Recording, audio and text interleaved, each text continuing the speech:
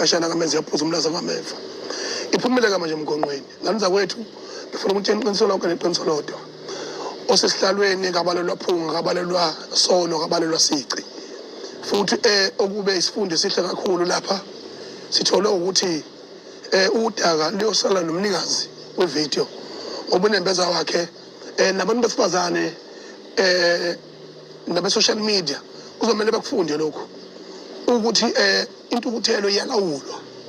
uma ekuhlula intukuthelo kuyilawula kodwa komunye umuntu oyikhwapha lakho oyinsila yakho uthethise yena ukuze uthathe inqumo sekukahle mawubuka ukuthi ivideo yesikhathi eside kangakanani lesi yini izovela manje kuneyinkinga nenxushunxushe ezikhona eNdlunkulu la isilo sethu siqondisa khona igwegwe la siqondisa khona igwegwe futhi sihlakula la kufanele sihlakule khona asikwazi ukuthi isilo ngokuzalwa ngokukhonjwa sibe ngesesihlalo bese silindela thina ubumnene silweni isilo somuntu futhi ubukhosi bokumuntu kodwa indaba enkulu enokuhlonipha isihlalo osesihlalweni akabe wasici ngoba usuka sesihlalo qobo noma amaphutha ngabakhona ngani zakwethu thina esiganiweyo thina esaziyo ukuthi ilawu yini umnumzana mayithetha emzini wakhe ekhombisa ukuthi ufanele ahlonishwe ngegaba ezithize azisho makukhona ufanele kwenzeke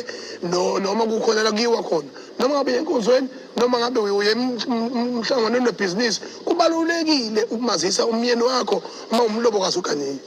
inhlonipho leyo esimpulu kangakanani ke lapha isilo sitholakala sithetha futhi simgonile kwayena eke uNdlunkulu esimthethisayo sikhombisa ukuthi siyamthanda asimxoshi asimkhombe ngasibhamu asimkhombe ngambese izinhlamba into esiphila ngawo usuku nosuku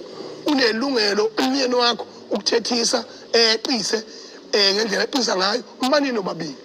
nawe futhi umuntu osifazane unelungelo ungangasho ngelinye ilanga ngathi mina umuntu osifazane umani nobabili akuthukaza kuthuke nangoma wakho umani nobabili ulalele ukuze abhokineke aqineke ngaphakathi bese nokufunda nawe usho cha umakoti wami weqisile lapha enkulumeni nawe umyeni wami weqisile lapha amanzi lawa mawuthi uyabuka isilo sibhekene nempenzima njengamanje mina nophakela umthakathi sibambe impekazulu sawufaka uzulu emlandweni ongasoze wazi wakhohlakala ekeyizokolwaneni ezayo uke wathi lo mfana lo abangamfuni kakhulu oBlack Coffee ngoba naku besisangene sebeyabelungu bemnyama bethe ebhuqa kodwa umfana okhuluma iqiniso wathi lento esiyenzile nophakela umthakathi uzulu usazohlonishwa next 1000 years and yonke referral izobe irefer kulesimo esibhekene naso mawucabanga isilo sisemthandazweni ojule kangaka singasuka kanjani isilo emvuni kwalokho kune stress seso istress sethu stress sekhanda istress sesigolo esingazenzile konke lokho kuza enyameni yasisilo uma siyithokozele ngesitela saso elawini singashaya umuntu singakhombe umuntu wasibhamu likuphi icala lakho nganza kwethu likuphi icala ngiyocela ukuthi omdala weinsuku alalephe kwethu sozulu ngisho emlandweni kaShembe akekho ohlukanisa umlando kaShembe noZulu ayibencane maNazaretha ayidlamahawu ayilwa ngamalongo ngiyazi ukuthi udala kulesimo ihlala lesikhulisa ngento eziningi mina ke kuningi engifundayo onyazini ngoba ngaphezulu kokuthi luNkulunkulu waNazaretha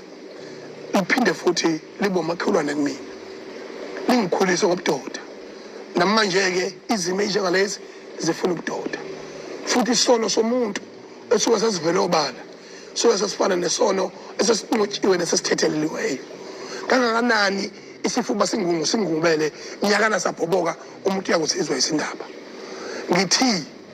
noma ngabe ubani osephezulu kwesihlalo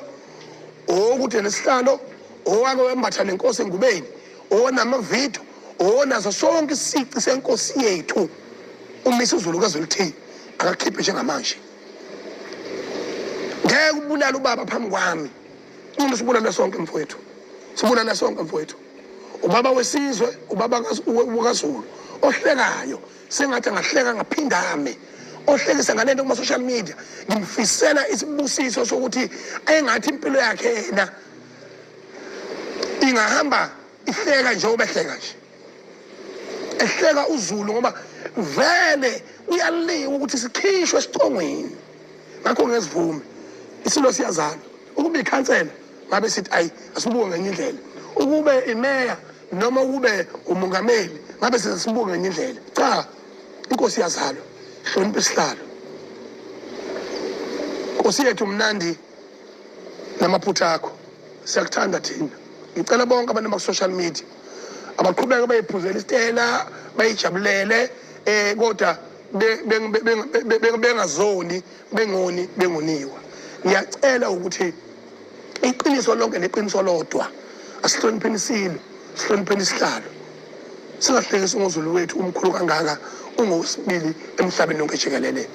ngithi nishingonyama kaJuda yawashwa lamazwi kwela kwaIsrayeli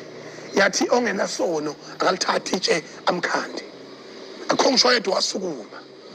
wena ukuhambela kahle emzini wakho wena ukuhambela kahle emendweni wakho kodwa usineka nje wathola ukuthi wena wadliza indoda yafa ngoba kwayena uNdlunkulu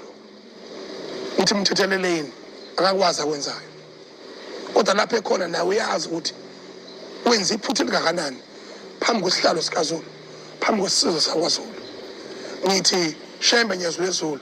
lelaphe kwethu uZulu ingubo yakho nathi uShembe futhi uNkulunkulu wethu ngiyacela ningizama Afrika sikwazi ukuthi sihloniphe sinene sibucayi ngendlela esisimanga la senze khona ubuqhawe obwezizukulwane ngezizukulwane sigishima nemfene yami eDalathini kodwa into ebihamba phambili Zulu washo uKhledu Mutwa wathi Zulus are going to be called an enemies of peace and some will be destroyed namanje ke sithi hlangana Zulu hlangana mhlathi wazanayo akusona isikhathi lesi sokuthi singa entertain izinto kona imbongo ezigcwele lapha lezi eyiholayo ngoba lokuhola kwenu ku Facebook nakulo selishintshene ningathi nigxeka manje nilwa nathi nophakela idibene ibhexene kuthi within a minute selishintshile angifuna nibone ukuthi ningamakhayiti angakanani ithuli ingwenye ithe uthi lesibili phumile emgonqweni manje fusekani zinja hlukana nengwenyama yethu shit